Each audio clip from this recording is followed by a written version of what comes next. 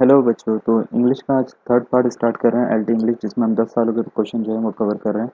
तो पहले हम इसको ग्रामर से लेके चलेंगे, उसके बाद इसी वीडियो में हम लिटरेचर भी करवाएंगे आपको। तो ग्रामेटिकल पोर्शन का जो पहला पार्ट है वो मैं आपको करवा रहा हूँ सबसे पहले।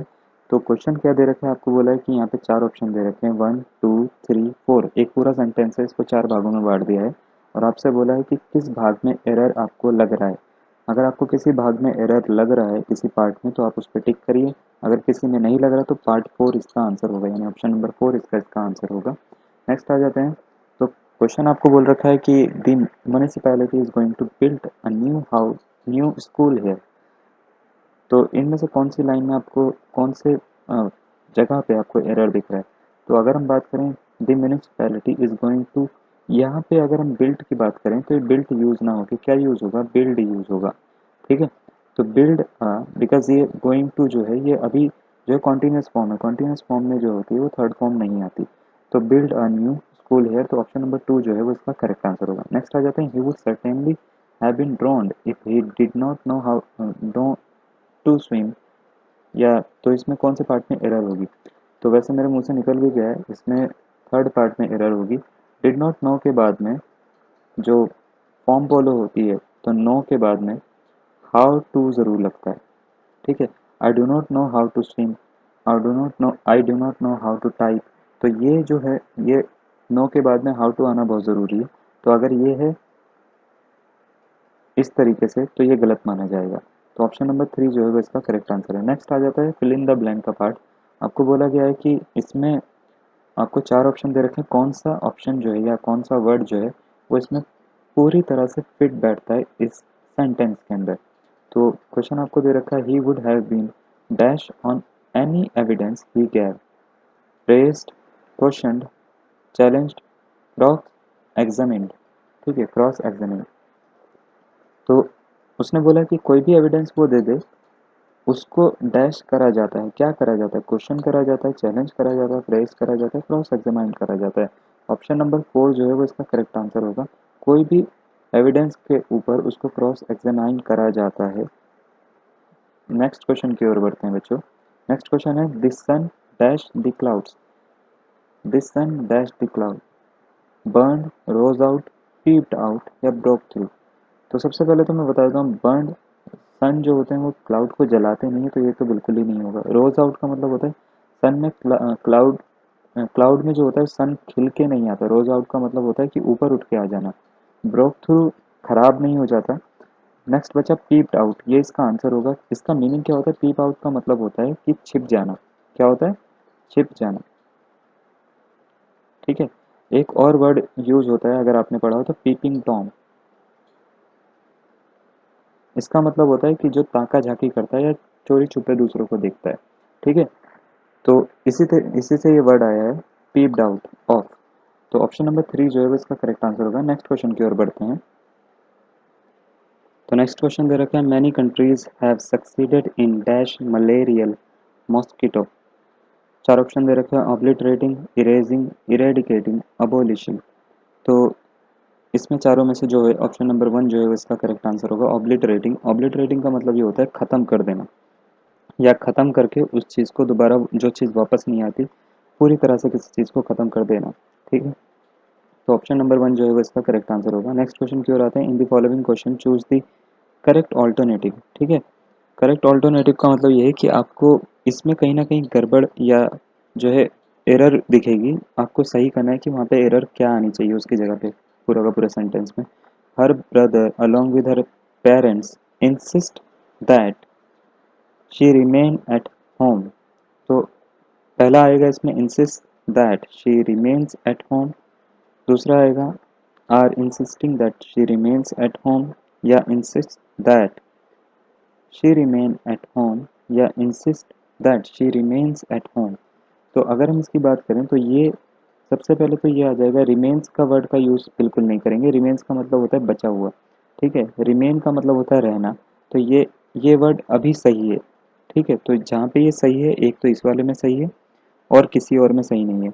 दूसरा ये पेरेंट्स जो है वो एक पर्टिकुलर, एक पूरी की पूरी यूनिट है। तो इंसिस्ट जो है ये वर्ब की जो है फॉर्म लेगा एस के साथ में, SISTS लेगा।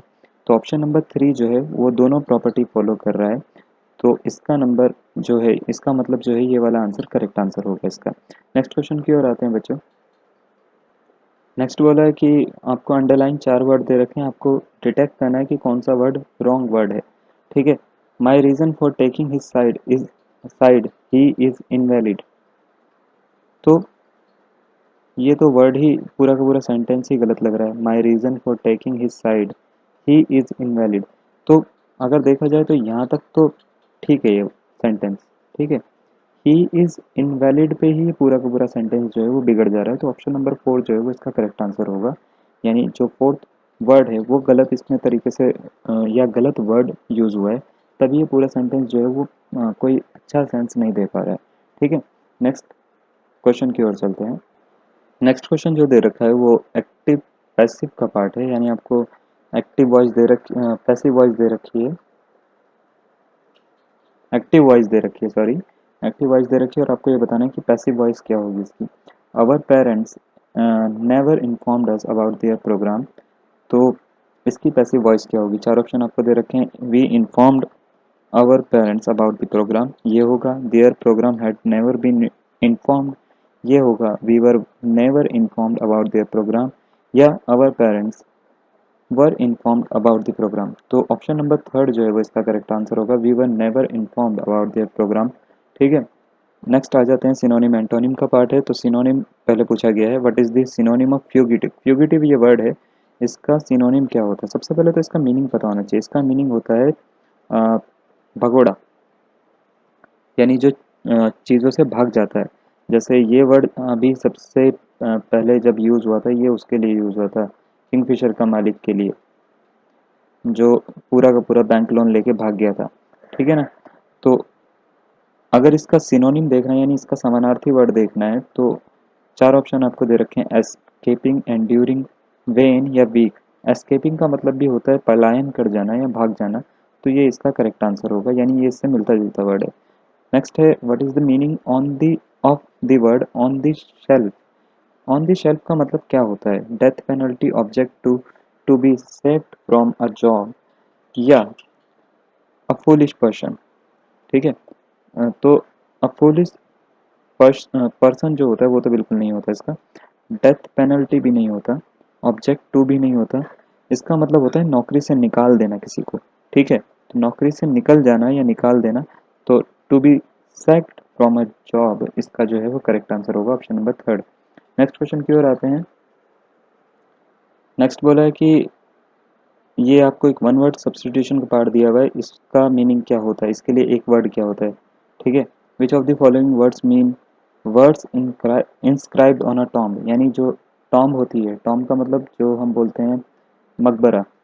ठीक है। मकबरे के ऊपर जो वर्ड्स लिखे होते हैं, जो भी उसके ऊपर लिखा होता है, ठीक है, तो उन वर्ड्स के लिए कौन सा एक इंग्लिश वर्ड यूज़ होता है? तो उसको हम कहते हैं, ऑप्शन नंबर 1, एपिटैफ। ठीक है। उसके बाद बोला एंटोनिम ऑफ मेलोडी बताइए। मेलोडी, मेलोडी का एंटोनिम यानी उसका उल्टा क्या होता है? सबसे पहले तो इसका मीनिंग हम समझ लेते हैं।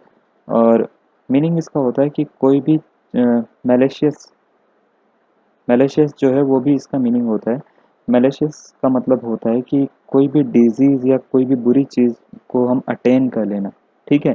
तो इसका अगर मैं उल्टा पूछूं तो ये होगा वेल बीइंग, यानी ऑप्शन नंबर 1 जो है वो इसका करेक्ट आंसर होगा। नो, नेक्स्ट क्वेश्चन है, choose the right option which expresses the meaning of the word episode. Episode का मीनिंग क्या होगा? स्टार्टिंग, इंसिडेंट, ड्रीम या हेलुसिनेशन। हेलुसिनेशन का मतलब होता है कि कोई भी चीज़ जो है वो आपको दिखाई देने लग जाना, यानी आपका दिमाग जो है किसी चीज़ को देखने लग जाना या हेलुसिनेट कर, कल्पना करने लग जाना किसी चीज़ की कि वो रियल में है। ड्रीम बिल्कुल इसका मीनिंग नहीं होता। एपिसोड का मतलब स्टार्टिंग नहीं होता। हेलुसिनेशन तो बिल्कुल नहीं होगा। तो बच्चा क्या, इंसिडेंट, ये इसका करेक्ट आंसर होगा। ठीक है। तो ऑप्शन 2 इसका करेक्ट आंसर है। चलिए अब लिटरेचर के हम इसके पार्ट पे आ रहे हैं। ठीक है। तो आपको दे रखा है a vigorous dispute between two adversaries is known as. तो इसका ऑप्शन नंबर 1 करेक्ट आंसर होगा, agon. The name of someone else assumed by the author of a work is. Acronym, ambiguity, allonym या एनालॉजी। तो इसका जो option number 3 है, allonym, वो इसका करेक्ट आंसर होगा। नेक्स्ट आ जाते हैं 28 के ऊपर। 28 है, a reference to a character and event of mythological means. तो इसमें 4 ऑप्शन दे रखे हैं, एल्यूसिव, तो इसमें 4 ऑप्शन दे रखे हैं, एल्यूसिव, एलेगोरी, अलेक्जेंडर अलेक्जेंड्रीन या इफेक्टिव।